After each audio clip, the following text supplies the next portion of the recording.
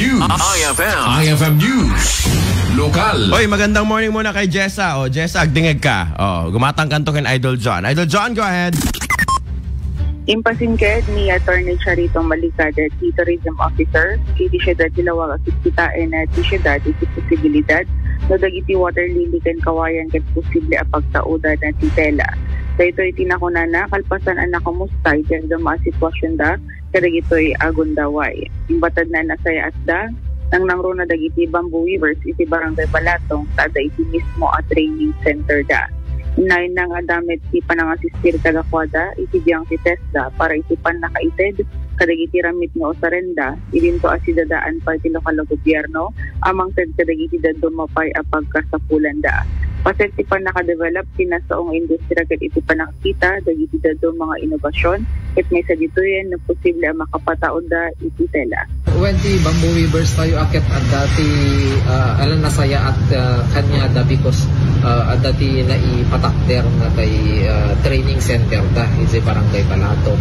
Atas tamet ten ka partner ti TESDA at dadaingin nga ramramit at nung makaaramit at dizay ket continuous met deto'y suporta iti syudad Tilawag kanyada ket anyaman nga maitulong kanyada ket sidadaan metlatta iti open metlatta ken umay da metlatta no kano at kailangan nga trataren ti syudad Tilawag. Adumot bagiti agat-gatang kinyada attorney dagiti produkto.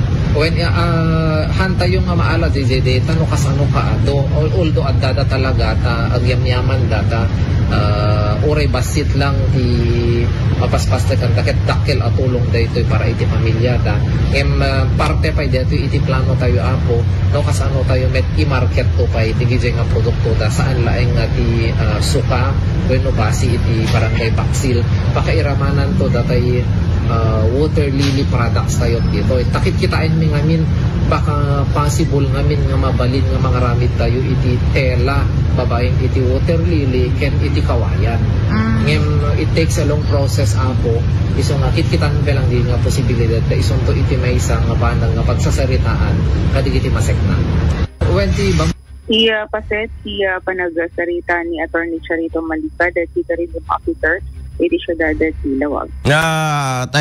Question ko, saan nga nabudong ito? Nagbaling nga tela dito, Idol Joan? Dati water lily, Idol Bernard, mapaspes, may kasi-juice na, maiuper, tapos maibilag, tapos itong nahulmaendan, mabarnisan, awan mo kadigizay na budong parts na Idol Bernard.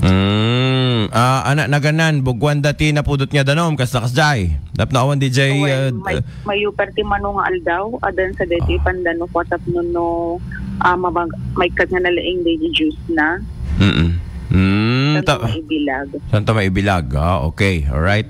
Hindi nga rin baka nabudo mo nagbaling itong atela dito. Kasi pagbalinim nga bado. Di ba? Medyo madanagan ka mo. Idol John. Isa ka sa sudik. Di ba?